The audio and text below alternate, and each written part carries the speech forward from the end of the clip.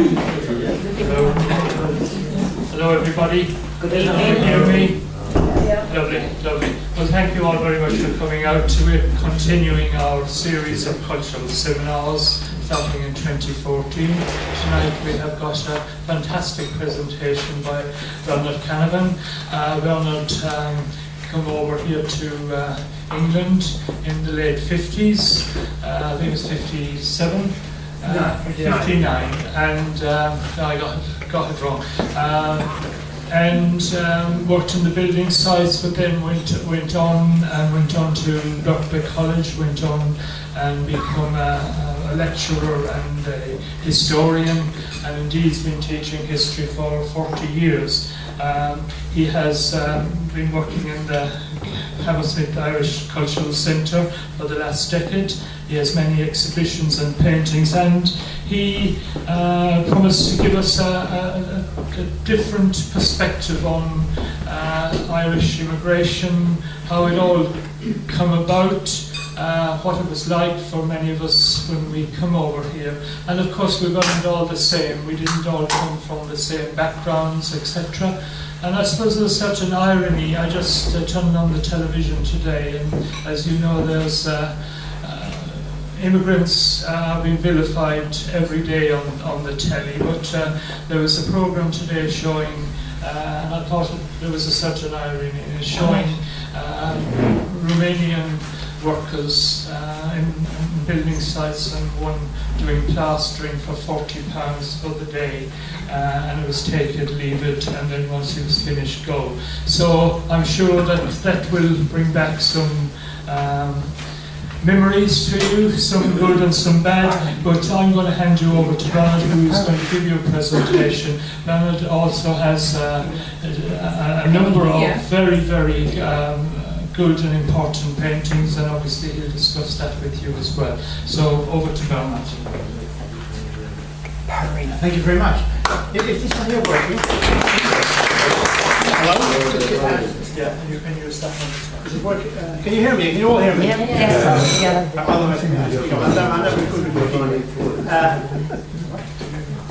Now, okay, my presentation is going to be really a conversation with you, and it's a conversation directed about the paintings I've done for the past 20 years. I've been a painter all my life, and I'll tell you a little bit about myself, because as an artist, I mean, what are artists for? Why do we need artists? Or do we need artists at all?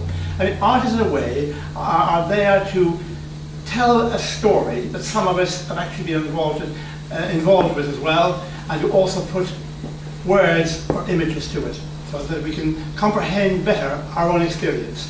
Now, my experience is going to be very different from each of yours.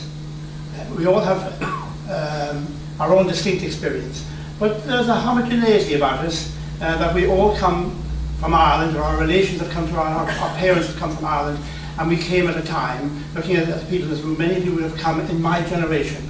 I came in 1959, and I'll just tell you a little bit about myself, so that you can kind of get a feel for what I'm talking about.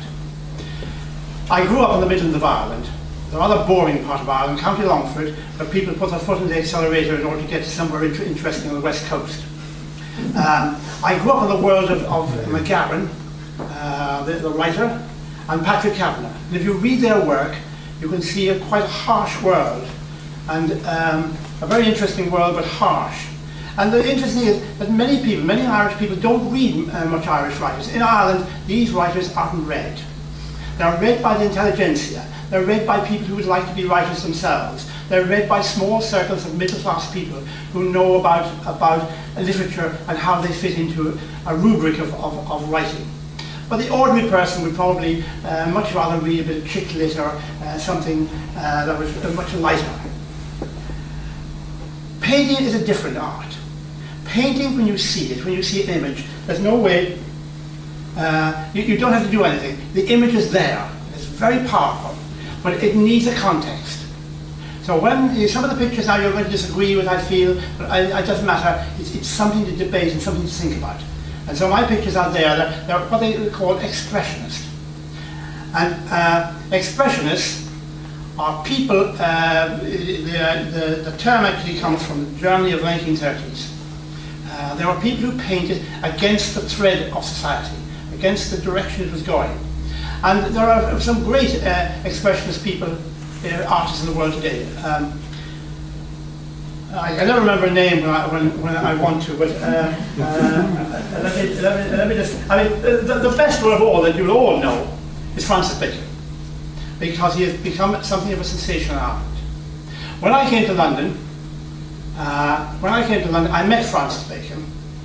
I used to go to art shops. Francis Bacon was quite a notorious character. He was very well known. He was gay, and in the 1950s that wasn't a thing to be either in Ireland or indeed in England. Remember, it was homosexual acts were illegal. He was also a prolific gambler, and his paintings were sensational. He did a series of paintings for Sir Herbert Reed, one of the most distinguished and important of English critics, called 3 Studies for the Crucifixion. And I thought, as long as I live, I shall never see these pictures in Ireland. He did another series called Screaming Popes, and they sell now for about 45 million each. Last picture that was sold by him was 45 million, bought by the great art world. And then, of course, an awful lot of art that is sensational like that.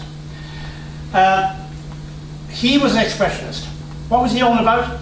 Well, he was all about the kind of the post-war world, the world of people like Samuel Beckett. Anybody heard of Samuel Beckett, Irish writer?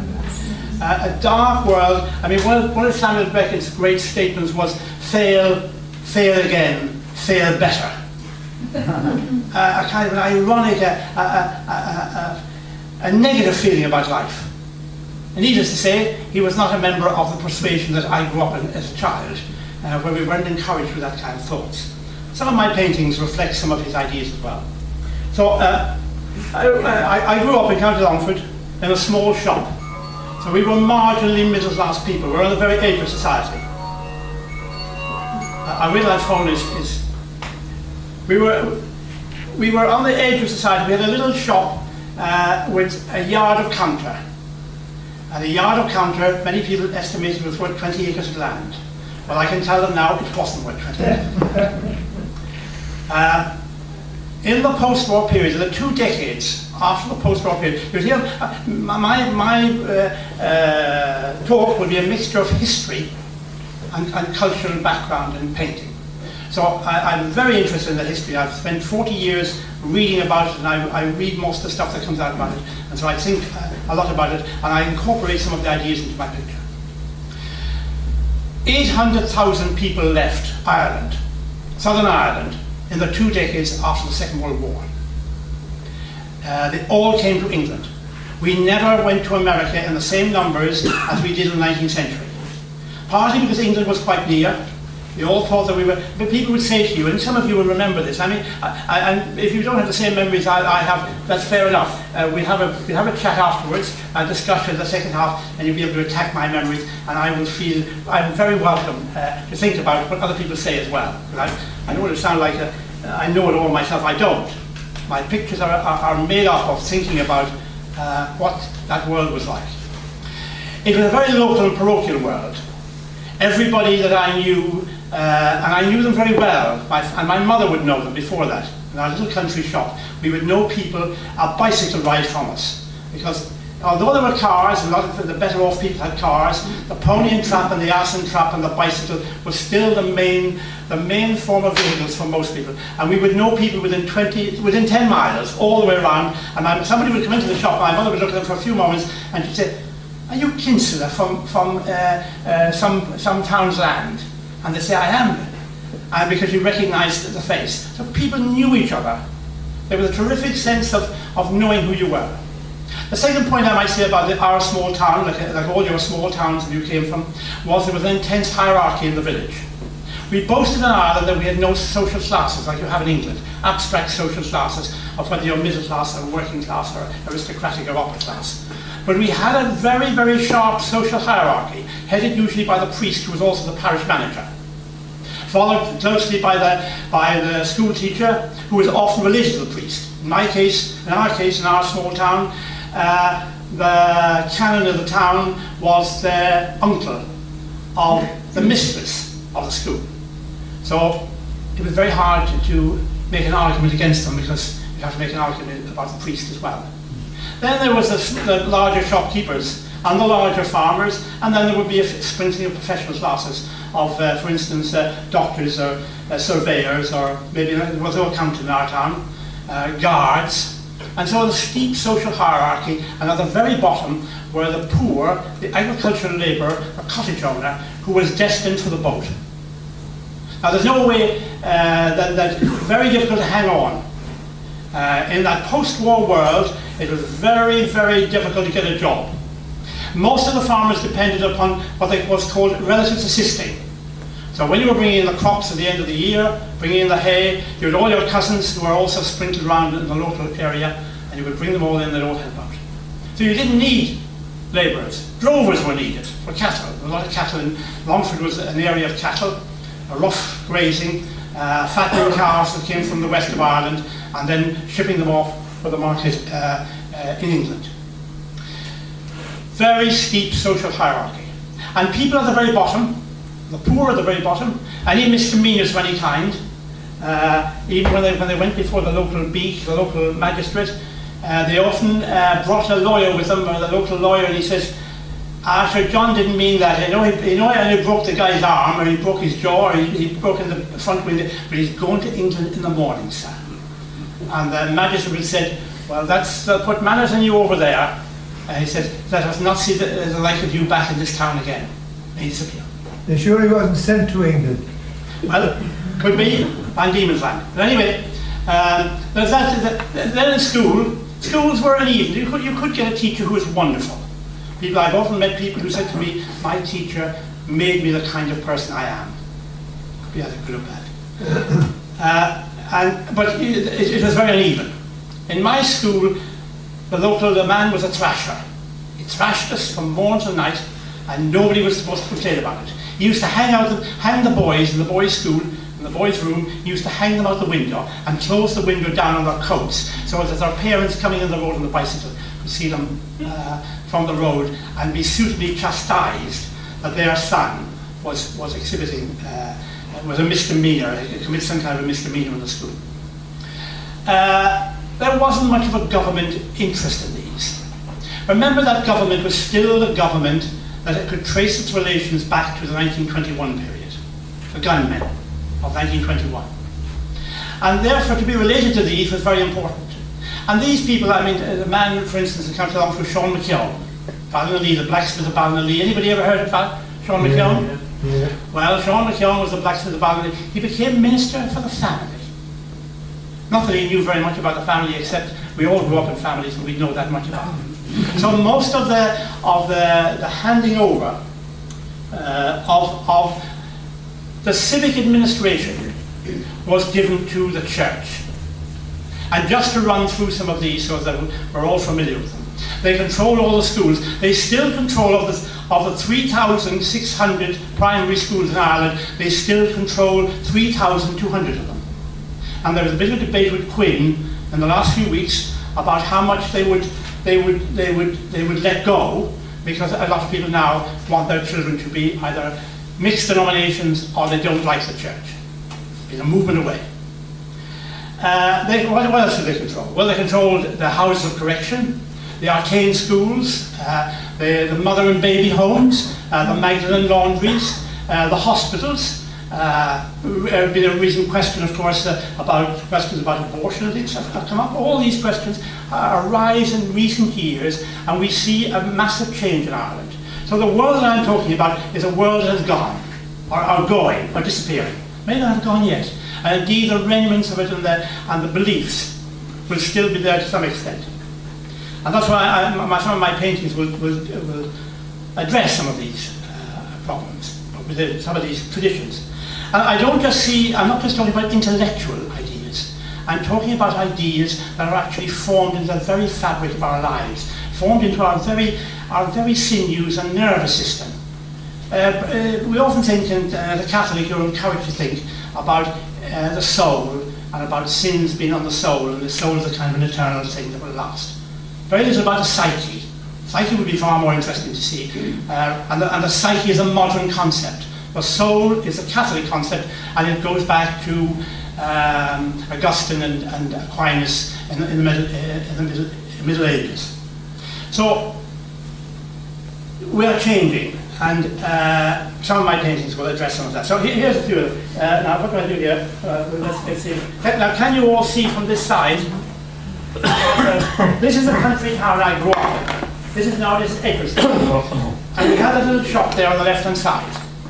And my mother never opened the shop until 12 o'clock in the day, and she never shut the shop before 4 o'clock at night, because there was always guys coming back from dance halls who ate ice cream from 10 miles away. And they would pull in, and I delighted in coming down, arguing and discussing things with them. In that sense, I had a privileged life, because to go in a shop would mean that you would not be the shy kind of country person. We must remember what these parishes and what these towns were. They were places of information. They were places where you got a newspaper. They were places where people often came in for a box of matches from the countryside to find out if old Mrs. Mullally's leg was any better, or if Tom's, had died during the night. I'm going to talk a lot more about that. Anyway, this is a picture. Now let me just see if I can get the next stage of. There's lots of images. Lord. Well, this is a sketch. The better picture I've sold to Longford County Council, and this is called The Old Wound. It's in the butcher shop on a Wednesday, which always closed. The butcher played cards for 25 with a lot of his cronies. They shut the front door, and the meat was hanging up there. I hadn't got any fridge at the time. The flies used to land in it, and they didn't bother. Nobody bothered by it. Nobody bothered. It was a make-do society, not with our modern considerations of hygiene and all that. People lived much more make-do lives, because after independence, and this is what we're thinking about, the actual agricultural, the industrial production between 1929 and 1959 actually declined at a time in Europe when Europe was charging ahead. We were going backwards during these years. It didn't bother the men who would, the patriots who had won Irish independence, because they said that was the main thing, winning Irish independence and hopefully getting the fourth green field back from the Protestants in the north. That was their main consideration at the time. So what they used to, this man used to often take off his coat and take off his shirt and show where he was shot by purportedly a black and tan in 1921. And I just thought it's called The Old Wound. The grievances of Ireland were something that was ingrained in our soul and made us think about the past a lot. This is called the Long Straight Road. This is the road to Longford, at the end of the town. There was only one industry in our town, and you would hear the sound of wood and steel against limestone all the summer day long. And there it was, the man who used to cut the headstones for burial. On a summer's day, a lovely summer's day, just like that is there, you'd hear the rattle of the carts coming in from Kilsalabog bringing in the turf. And that long straight road, many years later, I met a man in London who was part of the Colony Association, and he told me that his name was Paddy Bond. And although he had a wonderful Longford accent, he actually had been to Cambridge. To give you a hint perhaps of maybe another word that was behind him. Great socialist. And he told me that straight road, which is a dead straight road for 7 miles, was built by his great-great-great-great-great-grandfather in order for the Edgeworths to be able to go to the barracks in Longford during the 1798 rebellion. And there's the men cutting stone. You might be able to see that, but I can't make it any larger for you. This is at my school, and it's called a geography lesson. And you might be able to make it out from where you are, because it's quite a bit away, but all the boys are looking into their suitcases. There was an expression that war was God's way of teaching the Americans geography. Well, emigration was the Irish way, was God's way of teaching the Irish geography. Because when I came to England, I didn't know where anything was. I wouldn't have known whether Yorkshire was in the north or the south, or even where London was. In fact, when I arrived, well, let me just run very quickly through that bit of history. all our customers left. And they all left a page in a ledger because they had no money to pay. People would come into the shop, and it's hard to, I mean, you have to read really, people like biographies of Donald Macaulay, maybe to get a flavour, or O'Neill, just to realise what a hard life some of these people lived. They were in a static society. The only people who are doing fairly well are farmers, and the bigger farmers. And so they would come into the shop and they would say, one woman would come into the shop and say, I'm waiting for John, he's over in England, and he's going to send me a postal order back. She said, there's not 8 of us at home in the house, and there's not a bit of bread in the house.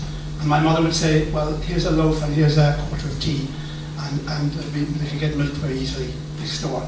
And so a relationship would be built up. And one day, Pat over in the Crown in Cricklewood would drink the whole lot, and no postal order would turn up. And we wouldn't get any money out of it. And in the end, my mother said, I'm going to England. The only thing unusual about us was, my mother was born in the Argentine. She was one of the few returned emigrants to Ireland. Not many people came back. There wasn't many returned Yanks. So she had come back when she was a very young woman. She was Spanish speaking. There was a large contingent of Longford and Wexford people who all went to the Argentine, part of Britain's unofficial empire. They were out there as cattle people. And there was even an arrangement arranged by a Father Fahey from Athlone for what was known in England as a fishing trip. Remember the fishing trips to India, where nice young ladies would be shipped off to India to marry officers, so that they didn't go native and shack up with the Indian ladies. And the same was true of this. And my mother and her mother and her father were both lived in the Argentine. So, this is the schoolmaster. Now this is called I can remember what it's called. It is How I Learned About the Iniquity of British Rule. He used to travel